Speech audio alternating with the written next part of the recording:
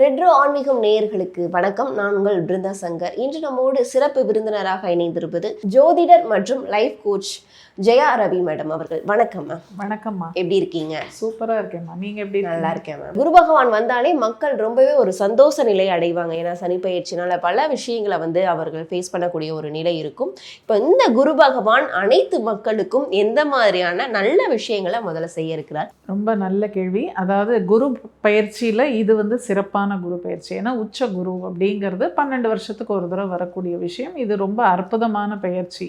ஏன்னா தன்னுடைய அந்த உச்ச வீட்டில் குரு அமரும் பொழுது அவருக்கு ஒரு தனி பவர் அந்த இடத்துல கிடச்சிடுது.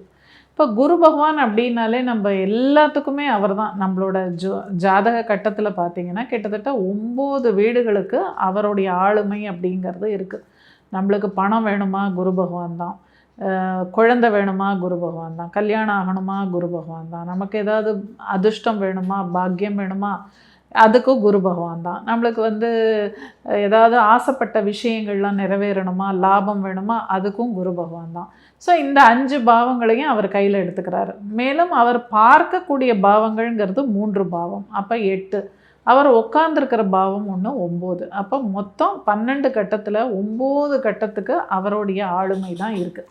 ஸோ அவருடைய தயவு இல்லாமல் எதுவுமே பண்ண முடியாது. அவர் முழு சுபர் தான். ஜோதிடத்தில் அவருக்கு ஒரு தனி அந்தஸ்து. அவர் யாருன்னா தேவகுரு. குருங்கிறது நம்ம எல்லாரும் தட்சிணாமூர்த்தி அப்படிலாம் சொல்கிறோம். ஆனால் தட்சிணாமூர்த்தி கிடையாது. குரு அப்படின்னாலே ப்ரஹஸ்பதி தான்.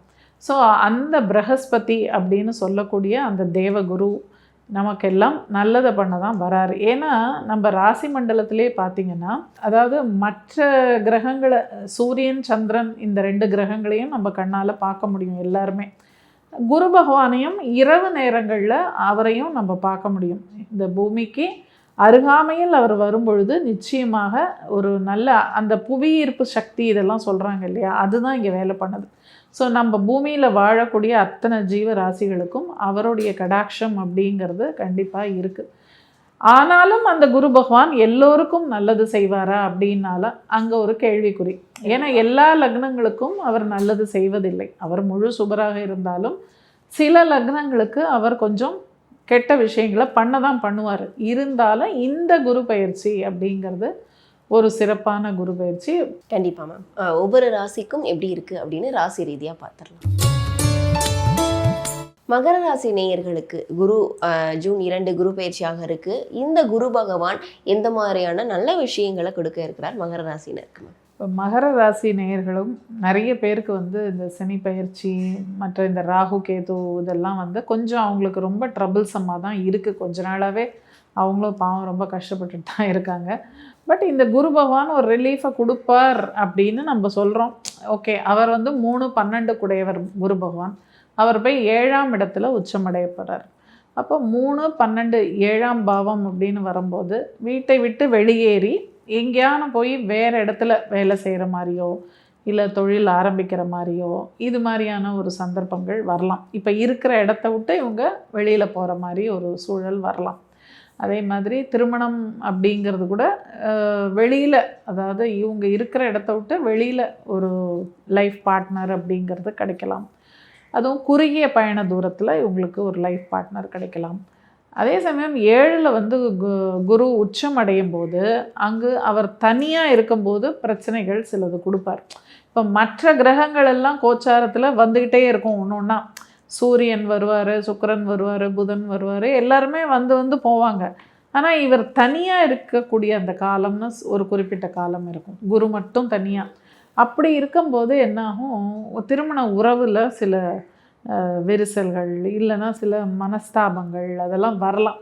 ஸோ கொஞ்சம் கேர்ஃபுல்லாக அந்த உறவுன்னு வரும்போது அந்த இடத்துல நம்ம சரியாக அதை டீல் பண்ணணும். அனாவசியமாக வாக்குவாதம் பண்ணி ஆர்கியூ பண்ணி நீ பெருசா நான் பெருசா ஈகோலாம் பார்க்காம ஒருத்தருக்கு ஒருத்தர் விட்டு கொடுத்து அண்டர்ஸ்டாண்டிங்கில் போனாங்கன்னா இந்த 1 வருட காலம் கொஞ்சம் அவங்களுக்கு அந்த ட்ரிகரிங்லாம் இருக்கும். பட் அது ஒன்றும் பெருசாக திருமண முறிவுங்கிற மாதிரிலாம் போகாது.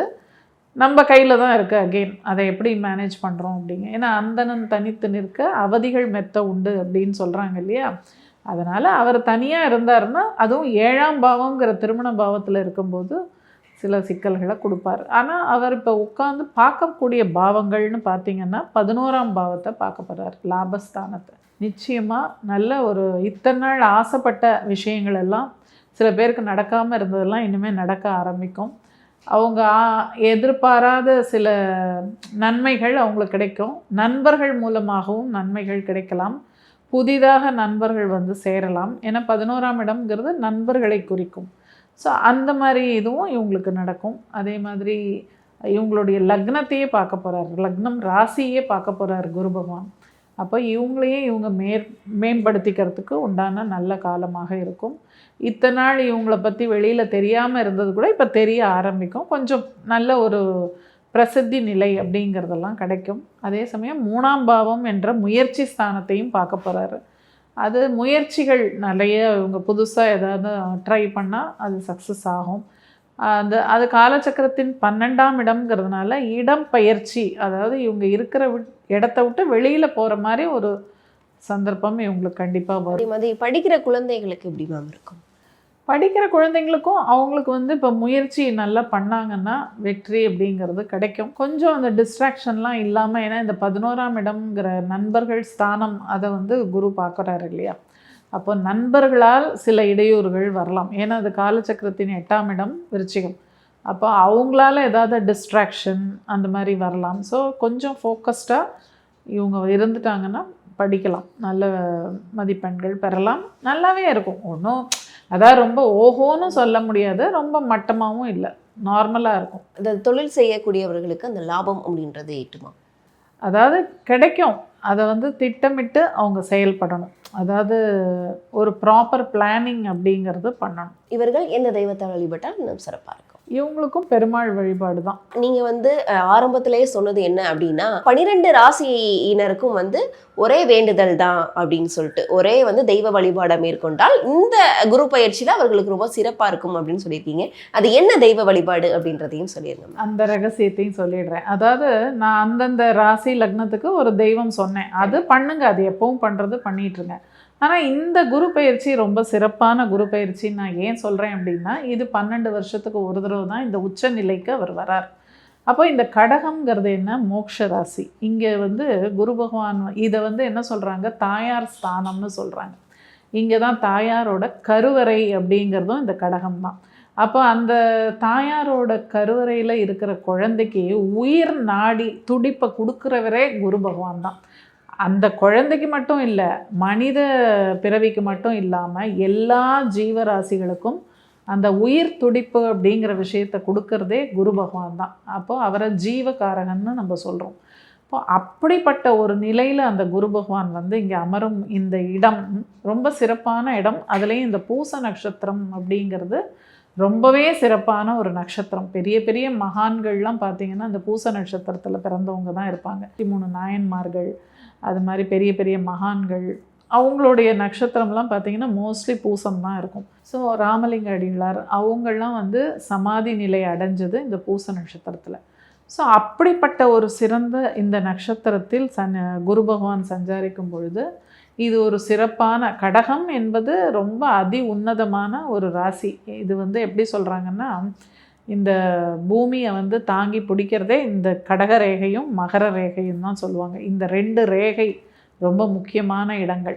ஸோ அதனால் இந்த இடத்துல வந்து நம்ம யாரை வழிபட்டால் சிறப்பு அப்படின்னு பார்த்தீங்கன்னா, மகான்கள், சித்தர்கள், இந்த மாதிரி ஜீவ சமாதி அடைந்த இவர்கள்லாம், இந்த பெரிய பெரிய மகான்களை போய் வழிபடுறது அப்படிங்கிறது இந்த குரு பயிற்சிக்கு ரொம்ப சிறப்பான வழிபாடு.